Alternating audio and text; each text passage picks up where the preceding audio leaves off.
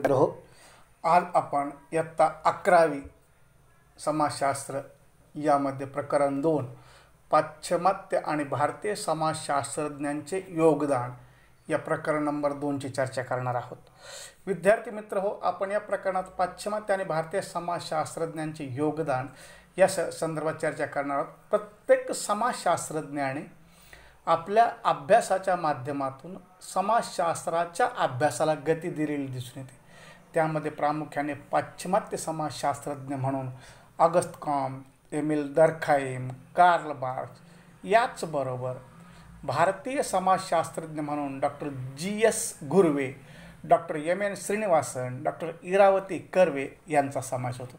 विद्यार्थी मित्र हो, समाजशास्त्राचा पाया फ्रान्समध्ये ऑगस्ट कॉम्ट आणि एमिल डर्खाइम यांनी घातला गेला म्हणून फ्रान्सला समाजशास्त्राची जन्मभूमी मानले जाते. त्यानंतरच्या काळात समाजशास्त्रीय परंपरा युरोप आणि पाश्चिमात्य देशात पसरली.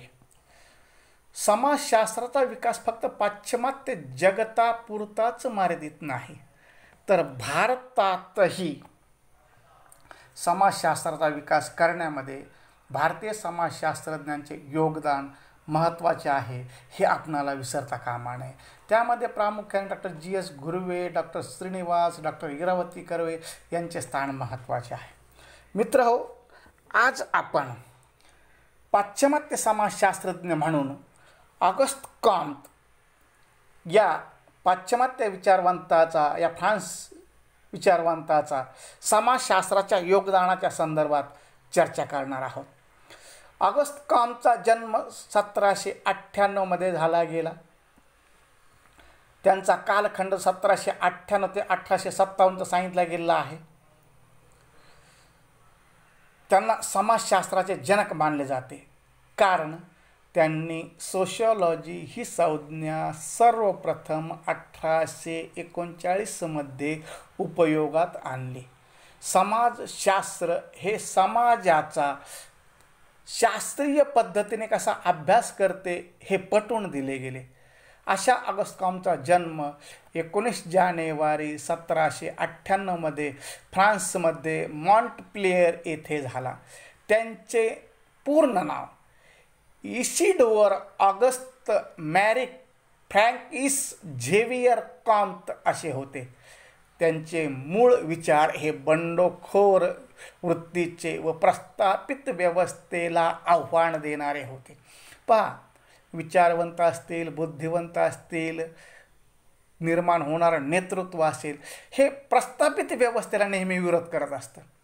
आणि प्रस्थापित व्यवस्था ही जुन्या विचाराची, जुनं ते सोनं मानणारी असते, आणि त्या व्यवस्थेला आव्हान देण्याचं काम ह्या सुधारकामध्ये, विचारवंतामध्ये, बुद्धिवंतामध्ये, नेतृत्वामध्ये असते. आणि याची चुणूक आपणाला ऑगस्ट कॉम्टच्या रूपानं पाहावयास मिळते की त्यांची मूळच प्रवृत्ती ही बंडखोर वृत्तीची होती.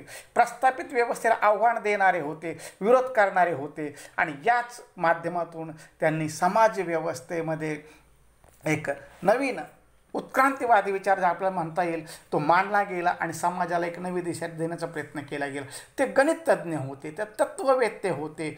वयाच्या अवघ्या 14व्या वर्षी त्यांनी समाजाच्या पुनर्रचनेची गरज व्यक्त केली गेली होती. पहा, समाजाची जी रचना आहे यामध्ये बदल झाला गेला पाहिजे, यामध्ये सुधारणा झाली गेली पाहिजे, याची गरज वयाच्या 14व्या वर्षी व्यक्त करणं हा एक बुद्धीचा, अलौकिक विचारांचा प्रभाव आपल्याला इथं पाहावास मिळतो. मित्र हो, ऑगस्ट कॉम्ट यांनी मानवी विकासाच्या 3 अवस्थांचा सिद्धांत मांडला असताना त्यांनी समाजशास्त्राचे वर्णन करताना स्थितिशीलता आणि गतिशीलता या घटकांचा विचार केला गेला. आता सामाजिक स्थितिशीलता म्हणजे काय? तर सामाजिक स्थितिशीलता यामध्ये कुटुंब, धर्म, राजकीय, आर्थिक यासारख्या सामाजिक व्यवस्थांचा अभ्यास केला जात होता. सामाजिक गतिशीलता ही सामाजिक व्यवस्थेच्या विविध भागातील क्रिया, आंतरक्रियांच्या नियमांचा अभ्यास करते. उदाहरणार्थ आपण पाहायला गेलं ही समाज व्यवस्था आहे. ही समाज व्यवस्था कशी जुनाट पद्धतीची आहे, ही स्थिती कशी जुनाट पद्धतीची आहे, याच्यामध्ये बदल कसा करता येईल याचा विचार त्यांनी केला गेला. उदाहरण सांगायचं झालं गेलं तर या देशामध्ये असणारी सती प्रथा, सती जाण्याची प्रथा ही या देशामध्ये होती, परंतु राजाराम मोहन रॉय यांनी या प्रथेला विरोध केला गेला. आणि विरोध करत असताना त्या कालखंडामध्ये राजाराम मोहन रॉय यांना देखील समाजाने विरोध केला गेला, कारण तो विचार त्या समाजाने स्वीकारला गेलेला होता. आणि तो स्वीकारला गेलेला विचार सामाजिक व्यवस्था मान्य करत होता आणि त्याच्यामध्ये बदल घडवून आणला गेला पाहिजे, ही विचारधारा रॉय यांच्या रूपानं या देशामध्ये झाल्या गेली. आणि त्याची परिणती पुढे सतीबंदीचा कायदा पारित करण्यास ब्रिटिश सरकारला रॉय यांनी भाग पाडलं गेलं.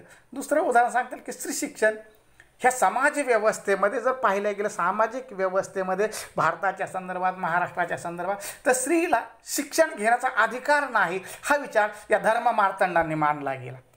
स्त्री शिकली तर समाजात अंधकार होईल, पाप होईल, ही एक अनिष्ट रूढी, एक अनिष्ट विचार समाजात मांडला गेला. त्याला छेद देण्याचं काम या देशामध्ये महात्मा ज्योतिबा फुल्यांनी केलं. आणि स्त्री शिकली तर संपूर्ण कुटुंब शिकेल, स्त्री शिकली तर पाप होणार नाही, स्त्री शिकलं तर जग बुडणार नाही, हा एक नवीन एक विचार समाजाला पटवून देण्याचं काम केलं गेलं. आणि म्हणून त्या कालखंडामधील असणारी सामाजिक स्थिती कशी आहे, या सामाजिक स्थितीच्या रचनेचा अभ्यास या सामाजिक स्थितीशीलतेमध्ये केला गेला आपल्याला पाहावयास मिळतो. त्यापुढे आपल्याला सामाजिक गतिशीलता या संदर्भात चर्चा करता येईल. ऑगस्ट कॉम्ट यांनी सामाजिक गतिशीलता या संदर्भात विचार सांगताना समाज काळानुसार कसा विकसित होत गेला याचं विश्लेषण केलं गेलं आहे. समाज काळानुसार कसा विकसित होत गेला आहे याचं विश्लेषण केलं गेलं आहे. की उदाहरणार्थ पूर्वीच्या कालखंडामध्ये या देशामध्ये शासन व्यवस्था होती, ही शासन व्यवस्था गुलामगिरीची होती. गुलामगिरीच्या अवस्थेमध्ये बदल झाला गेला, सरंजामी पद्धती आल्या गेली, सरंजामी शासन व्यवस्थेमध्ये बदल झाला गेला, भांडवलशाही व्यवस्था आली गेली आणि भांडवलशाही व्यवस्था जाऊन आज वर्ग व्यवस्था आली गेली.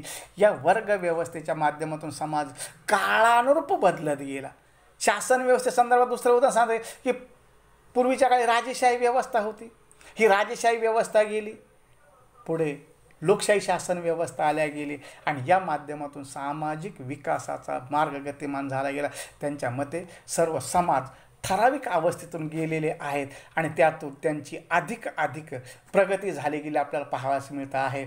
आज आपण महाराष्ट्राच्या संदर्भात जरी पाहिलं गेलं किंवा देशाच्या संदर्भात जर पाहिलं गेलं की जाती व्यवस्था होती, त्या अगोदर वर्ण व्यवस्था होती. मग वर्ण व्यवस्थेची जागा कालांतराने जाती व्यवस्थेने घेतली आणि जाती व्यवस्थेची जागा आज वर्ग व्यवस्थेने घेतली. आणि वर्ग व्यवस्थेमध्ये व्यक्तीची ओळख ही त्याच्या कला, गुण, कौशल्य, शैक्षणिक पात्रता, आर्थिक स्थिती याच्या आधारावर केली जाते, जाती व्यवस्थेवर केली जात नाही. की जी पूर्वी स्वातंत्र्यपूर्व आणि स्वातंत्र्योत्तर काही कालखंड व्यक्तीची ओळख ही जातीवर केली जात होती, ही बदलली आणि वर्ग व्यवस्था आल्या गेली. म्हणजेच काळानुसार समाज कसा विकसित होत गेला, त्याची गती कशी बदलत गेली, त्याचं परिवर्तन कसं होत गेलं याची चर्चा सामाजिक गतिशीलतेच्या माध्यमातून ऑगस्ट कॉम्ट यांनी केली गेली आपल्याला पाहावयास मिळत आहे.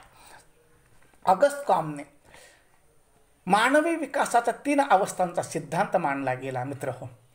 आणि या अवस्थांच्या सिद्धांताच्या माध्यमातून मानवाची विचार प्रणाली, या विचाराने 3 अवस्था संकल्पनेद्वारे आधारित आहे. त्यांच्या मते मानवी ज्ञान हे उत्क्रांतीच्या 3 अवस्थांमधून संक्रमित होत गेले आहे आणि ही उत्क्रांती टप्प्याटप्प्याने होत गेली आणि टप्प्याटप्प्याने झाली गेलेली उत्क्रांती मानवी विकासाला पोषक असलेली आपणाला पाहावयास मिळते. त्याचबरोबर या 3 अवस्थांमधून मानव टप्प्याटप्प्याने विकसित होत गेला असतानाही त्याची ती अवस्था कशी होती याचं देखील इथं विश्लेषण केलं गेलं आपल्याला पाहावयास मिळतं आहे. आणि मग या 3 अवस्थांच्या सिद्धांतामध्ये पहिला अवस्था सांगितली गेली धार्मिक किंवा धर्मशास्त्रीय अवस्था. या अवस्थेमध्ये मित्र हो व्यक्ती जीवनावर, समाज जीवनावर धार्मिकतेचं वर्चस्व होतं. मानवी विचारावर धार्मिक कल्पनांचा प्रभाव होता आणि धार्मिक कल्पनांच्या प्रभावामुळे अलौकिक शक्तीवरील श्रद्धा ही बळावत गेली. मित्रहो, या अवस्थेमध्ये मानवाचा विचार आणि कल्पनावर पूर्णपणे अलौकिक आणि अनैसर्गिक घटकांचा पगडा होता. माणसाचा असा विश्वास होता की जगातील सर्व घटना या देवाकडून नियंत्रित केल्या जातात. त्यामुळे माणसाचा देवावर आणि अमानवी शक्तीवर आत्यंतिक विश्वास होता. माणूस असे मानत होता की सर्व घटना या अनैसर्गिक व अमानवी शक्तीमुळे घडतात आणि त्यामुळे माणूस हा या देवाला, या अलौकिक शक्तीला शरण जात असलेला पाहावास मिळतो आहे. उदाहरणार्थ नैसर्गिक आपत्ती आहे, भूकंप असेल, ज्वालामुखी असेल, वादळं असतील, महापूर असतील, रोगराई असेल, या नैसर्गिक आपत्ती जर आल्या गेल्या तर देव कोपला आहे, एक अलौकिक शक्ती कोपली आहे आणि त्या अलौकिक शक्तीला शरण जाण्यासाठी वेगवेगळ्या घटकांचा अंगीकार केला जात होता आणि या माध्यमातून मानव आपल्या बुद्धीचा वापर, आपली बुद्धी ही या अलौकिक शक्तीच्या ठिकाणी ठाई खर्च करत होता. तो त्याचा वैचारिक दृष्टिकोनाचा विचार करत नव्हता. मनुष्य कोणत्याही घटनेचे स्पष्टीकरण अलौकिक शक्तीच्या आधारे मिळवत होता. ढगांचा गडगडाट झाला गेला, का झाला असेल? त्या अलौकिक शक्तीच्या आधारे, धर्माच्या आधारे त्याचं विश्लेषण केलं जात होतं. पाऊस पडला असेल, आग्नेय असेल, इत्यादी ज्या गोष्टी आहेत, इत्यादी गोष्टीचं विश्लेषण माणूस या अलौकिक शक्तीच्या आधारावर, धर्माच्या आधारावर करत होता आणि त्यामुळे मानवी जीवनामध्ये या धार्मिक अवस्थेला अतिशय महत्त्व प्राप्त झालं गेलं. परंतु या अवस्थेतून मानवी समाजाची विकासाची प्रक्रिया ही गतिमान होण्यास चालना मिळाल्या गेली नाही. ती त्याच अवस्थेत राहिल्या गेली. का तर त्यामध्ये आध्यात्मिक अवस्थेच्या माध्यमातून मानवाची बुद्धी त्या पलीकडे न जाता त्यात भोवतीच गुरफटली गेली होती. त्यानंतर सांगितलं गेलेलं आहे नंबर 2च्या अवस्था, आध्यात्मिक अवस्था. मित्र हो, ही अवस्था पहिल्या अवस्थेपेक्षा सुधारित अवस्था म्हणून ओळखली जाते.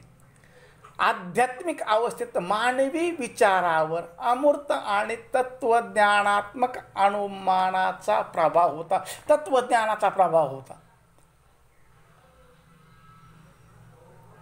मानवाच्या आणि निसर्गाच्या सर्व हालचाली नियंत्रित होत असतात, तथापि त्याच्या समर्थनासाठी कुठलाही पुरावा नव्हता. नैसर्गिक हालचाली झाल्या गेल्या, नियंत्रित होत असल्या, त्याचा पुरावा नव्हता आणि या सर्व घटना अमानवी शक्तीमुळे घडतात असं मानलं जात होतं.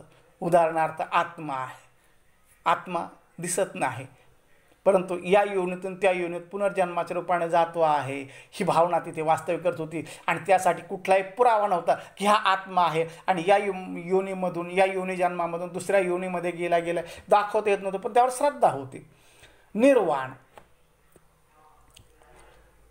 म्हणजे मृत्यू, परमेश्वराच्या स्वाधीन होणं, परंतु ही निर्वाण झालं गेलं, ईश्वराप्रत त्याला स्थान मिळालं गेलं, याचा कुठलाही पुरावा नव्हता.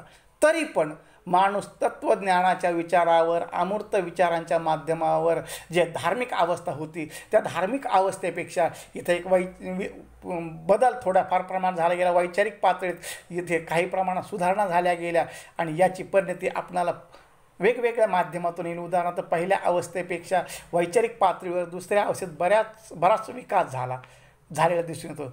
उदाहरणार्थ एकच देव या संकल्पनेत बराच बदल झाला गेला. पूर्वी अनेक देव ही संकल्पना होती आणि त्याची पूजा अर्चा, व्रतवैकल्य, नवस्तायास, उपास, तापास हे वेगवेगळ्या प्रकारचे होते.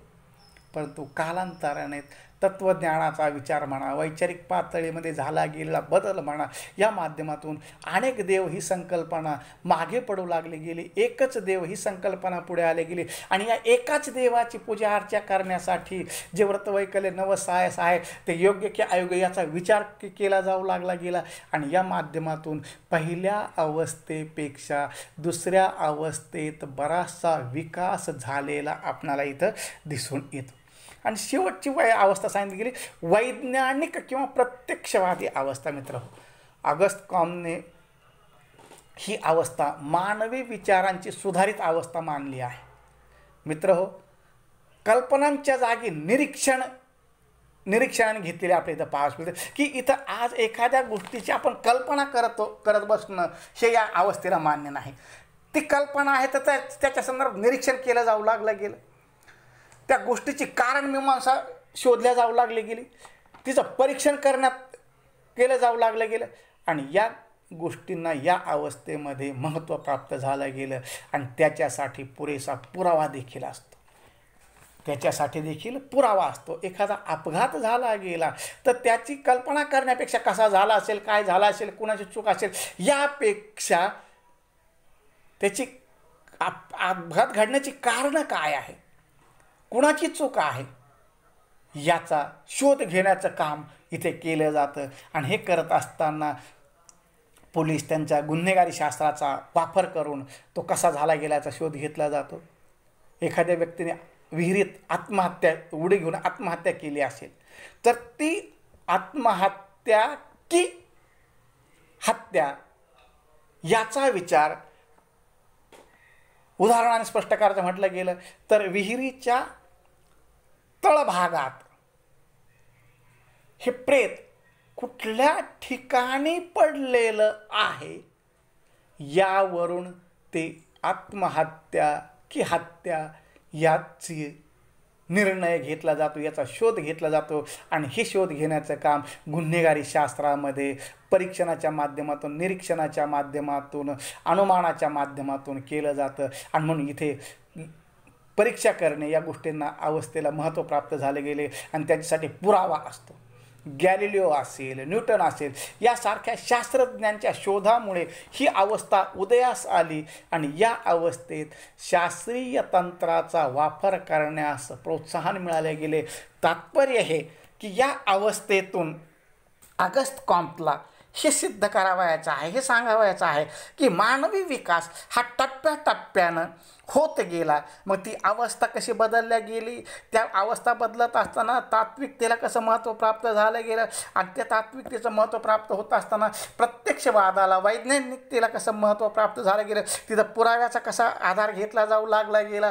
त्याचबरोबर तिथं पुरावे सादर करत असताना निरीक्षण, परीक्षण या गोष्टी आल्या गेल्या आणि याच्या आधारे खऱ्या अर्थाने समाजशास्त्राच्या अभ्यासाला गती मिळाल्या गेली असं आपणाला इथं थोडक्यात म्हणता येईल. आणि इथे पाश्चिमात्य विचारवंत म्हणून ऑगस्ट कॉम्ट या विचारवंताचे त्यांची प्रस्तावना आणि त्यांनी मांडलं गेलेलं तत्त्वज्ञान, त्यांनी मांडला गेलेला सिद्धांत याची चर्चा इथं संपते. धन्यवाद. उद्याच्या तासाला आपण एमिल दर्खाइम यांच्या विचाराची चर्चा करणार आहोत.